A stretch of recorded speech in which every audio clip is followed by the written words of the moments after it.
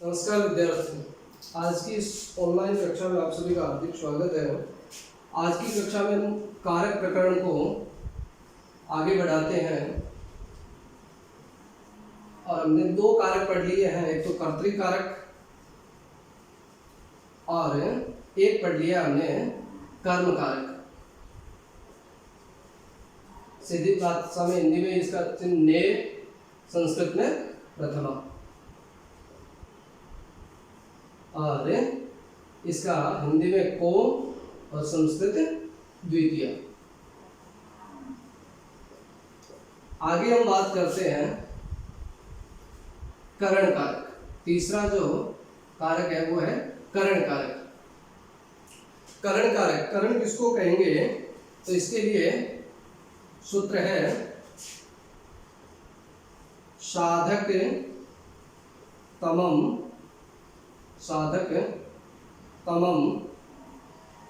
करणम।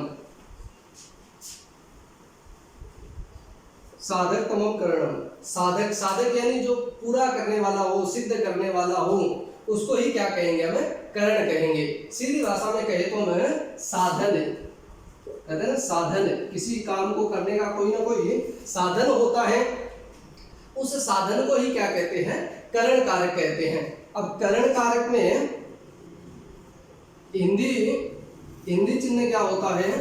से या के द्वारा, से या के द्वारा। और संस्कृत चिन्ह या संस्कृत विभक्ति होती है इसमें तृतीया। करण कारक में तृतीया विभक्ति। जैसे एक वाक्य से समझे हमें, तो राम ने या राम बस से विद्यालय जाता है। राम बस से विद्यालय जाता है। यहाँ जाने वाला स्वतंत्र कर्ता तो कौन है? राम है। बस क्या है? साधन है। और विद्यालय क्या है? कर्म है। तो कर्ता में तो हम प्रथमा विभक्ति लगा देंगे, तो राम है। और विद्यालय की विद्यालयम जाता है को कहेंगे गच्छति, प्रथम पुरुष एक वचन। अब बस से, ये बस क्या है? इसका साधन है। और साधन है जिसको हम साधक तमम करणम ऐसा परिभाषा पढ़ते हैं, ये साधन है। इसके जाने का, कोई भी काम करते हैं तो जाने का साधन बस है, तो इसको कहेंगे करण। और करण कारक में तृतीया विभक्ति। बस को कहेंगे लोकयान, तो लोकयानेन। तृतीया विभक्ति इसकी क्या हो जाएगी? लोकयानेन। ऐसे ही मान लीजिए मैं कलम से लिख रहा हूं इत्यादि। जिस किसी काम को किसी साधन से किया जाता है, उस साधन ही उसका करण होता है, करण कारक होता है। और उस करण कारक में तृतीया विभक्ति होती है। अस्तु, जैसे अन्य वाक्य में देखें तो हम कह सकते हैं मैं कलम से लिखता हूं।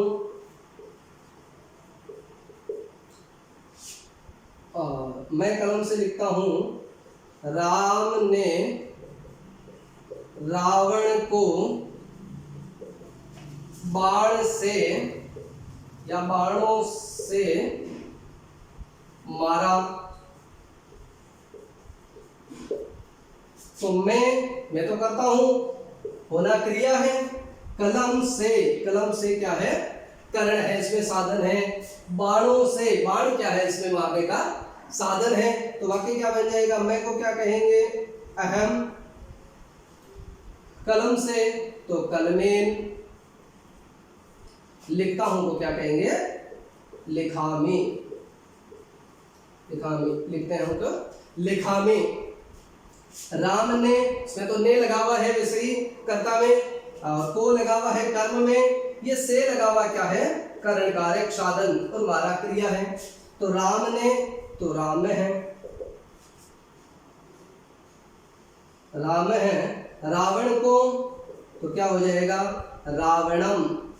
बाणों से, तो बाण ही आई की मात्रा तृतीय विभक्ति बाण से इसु भी कहते हैं, इसु भी कह सकते हैं, तृतीय विभक्ति बाण ही मारा, हतवान, क्या कहेंगे, हतवान। अस्तु, तो क्रिया का जो साधन होता है उसको हम क्या कहते हैं, करण कारक कहते हैं।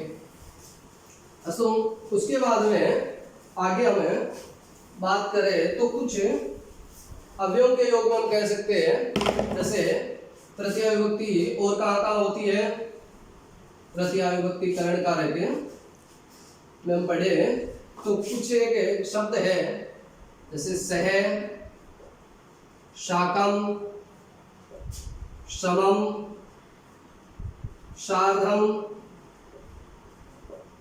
इन सब का अर्थ होता है साथ में, इन सब का अर्थ होता है साथ में, साथ में यानी जिसके साथ में, ये साथ में, सह साकम संस्कृत में इसको कहेंगे साथ में, तो ये जिसके साथ में बताया जाता है उसमें भी कौन सी होती है, तृतीया, यानी सह साकम समम सार्धम इनके योग में भी कौन सी विभक्ति होती है, तृतीया विभक्ति होती है। सीधी भाषा में हम बात करें तो जिसके साथ में ऐसा आए, जिसके से राम के, कृष्ण के, या जिसके भी, बालक के, महिला के, जिसके साथ, तो जिसके साथ में, साथ में को तो क्या कहेंगे, सह कह सकते हैं, साकम कह सकते हैं, समम सार्धम, और जिसके को, जिसके यानी जो भी यहाँ पर संज्ञा होगी उस संज्ञा की तृतीया विभक्ति होगी। जैसे उदाहरण के लिए हम देखते हैं, पुत्र पिता के साथ, पुत्र पिता के साथ जाता है,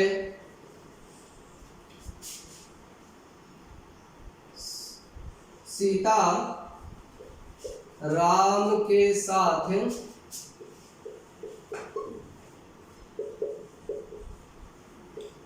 जाती है, पुत्र पिता के साथ जाता है, पुत्र जाता है, इतना सा वाक्य हुआ। के साथ को क्या कहेंगे हम, सह कहेंगे साथ को, और जिसके साथ यानी पिता के साथ, तो पिता शब्द में, पितृ शब्द में कौन सी विभक्ति आ जाएगी, तृतीया। तो वाक्य क्या बन जाएगा, पुत्र है, पितृ शब्द की तृतीय विभक्ति पित्रा, तो पुत्र है, पित्रा शह जाता है, तो क्या कहेंगे, गच्छति। पुत्र है, पित्रा शह गच्छति। सीता राम के साथ, तो सीता तो जाती है, ये तो इतना वाक्य हो गया, तो सीता और जाती है वो गच्छति, और के साथ, किसके साथ, राम के साथ, तो राम में कौन सी विभक्ति, तृतीया, रामेण, साथ को क्या कहेंगे, शह कह सकते हैं, या साकम कह सकते हैं, या समम साधम, कुछ भी कहें, तो इनके योग में तृतीया विभक्ति। अस्तु, इसके साथ में जहां पर कर्ता में भी तृतीया विभक्ति होती है, हम ये कह सकते हैं कि भाववाच्य और कर्मवाच्य, भाववाच्य और कर्मवाच्य का कर्ता जहां पर होता है, यानी वाक्य हम आगे पढ़ेंगे, अपने वाच्य परिवर्तन आता है, उसमें भाववाच्य और कर्मवाच्य, ये जो दो प्रकार के वाक्य हैं, हम जिस वाक्य में बात कर रहे हैं कि कर्ता में प्रथमा होती है, वो कर्तृवाच्य के वाक्य में होती है, जैसा हमने पहले भी पढ़ा है। और भाववाच्य और कर्मवाच्य का जो वाक्य होता है, उसके कर्ता में भी कौन सी विभक्ति होती है, तृतीया। भाववाच्य और कर्मवाच्य के कर्ता में भी तृतीया होती है। जैसे हमें ये लिख सकते हैं, रामेण रावणः हतः। यहाँ क्या है, राम ने रावण को मारा, लेकिन रावण को हमने वाच्य परिवर्तन कर दिया, कर्म वाच्य का वाक्य बना दिया, तो ये कर्ता में कौन सी विभक्ति हो गई, तृतीया, और ये कर्म में प्रथमा विभक्ति हो गई। अस्तु, ये वाच्य के अनुसार है, कर्म वाच्य और भाव वाच्य के वाक्यों में तृतीया विभक्ति होती है।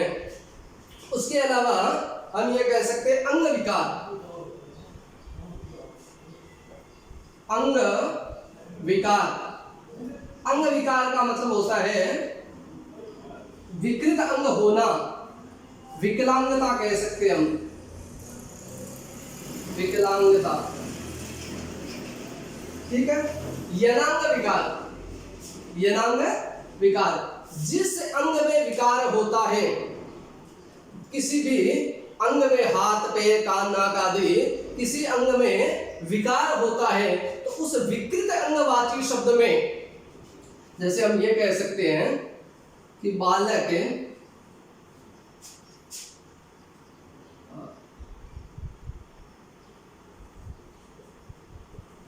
आंख से, आंखों से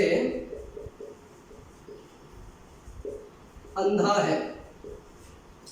बालक आंखों से अंधा है, ये आंखों से, ये क्या है, ये विकार है, अंधा होना एक विकार है। और विकार होने में जो विकृत अंगवाची शब्द है, यानी जिस अंग में विकार होता है उस अंगवाची शब्द में तृतीया विभक्ति होती है। जिस अंग में विकार होता है, अंधा होना एक विकार है, विकलांगता है, और विकलांगता ये जिस अंग में होती है उस अंगवाची शब्द में तृतीया विभक्ति होती है। जैसे बालक है, आंख, नेत्र, और नेत्र का ये आंखें दो होती है, तो नेत्राभ्याम, नेत्राभ्याम अंध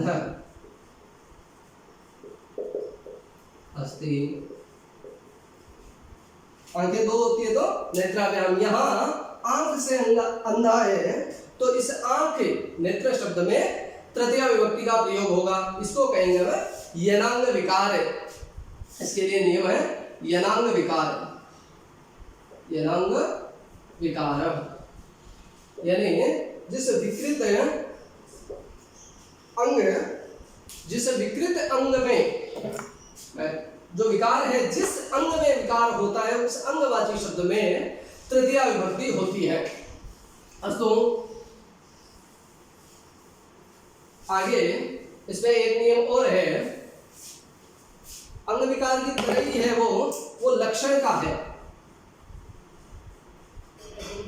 किसी लक्षण से जब ये प्रतीत होता है कि उसको कोई विशेष बताया जाता है किसी लक्षण से कि भाई इस लक्षण के कारण ये, जैसे कोई बालक जा रहा है, उसके बैग लगा हुआ है स्कूल में, तो हम ये कह सकते हैं कि ये एक विद्यार्थी है। कोई किसान जा रहा है, कोई हल लेके जा रहा है, इसका हम वो हल देख करके कह सकते हैं कि ये एक किसान है। तो उस प्रकार से तो लक्षणवाची, जो लक्षणवाची शब्द है, उस लक्षणवाची शब्द में भी क्या है, तृतीया विभक्ति होती है। जैसे हम ये कहे जटा से,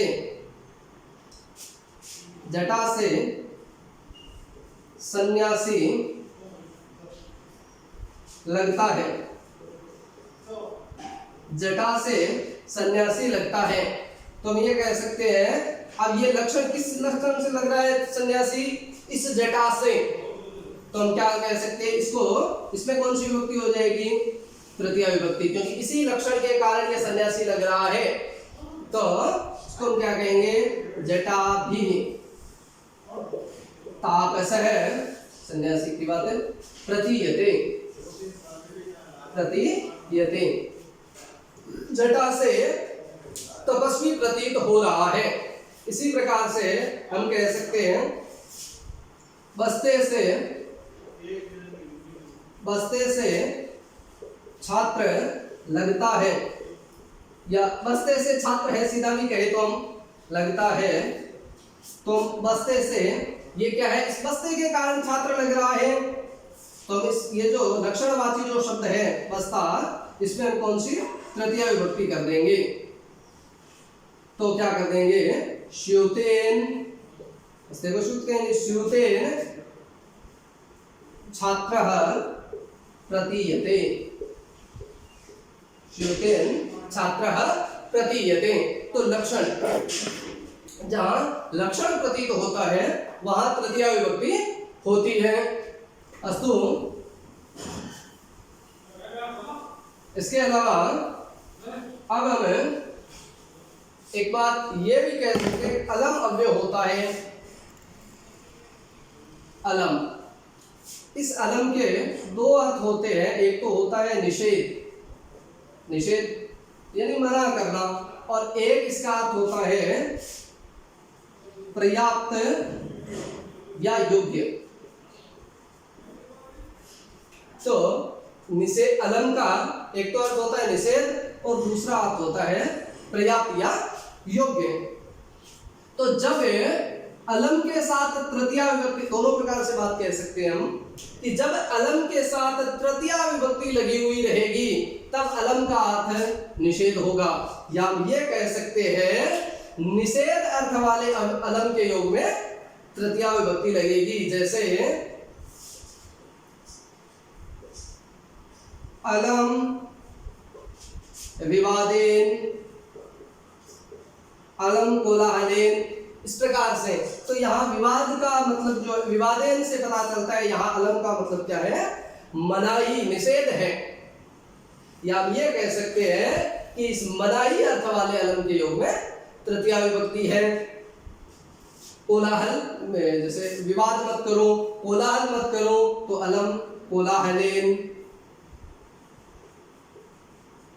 कोलाहलेन। अस्तु, विवाद मत करो, कोलाहल मत करो, इस प्रकार से इनमें भी निषेध अर्थ वाले अलम के योग में तृतीया विभक्ति होती है। अस्तु, तो ये तृतीया विभक्ति के जो मुख्य मुख्य नियम थे जो हमारे पाठ्यक्रम में निर्धारित है, उन मुख्य नियमों को हमने देखा है। इन प्रकार के नियमों से हम अन्य वाक्यों का अभ्यास भी कर सकते हैं। अन्य वाक्यों का अभ्यास करते हुए हमें इसको अच्छी प्रकार से समझना है आगे, और आपको इतनी बात पूरी अच्छे से समझ में आई होगी। हरिओम।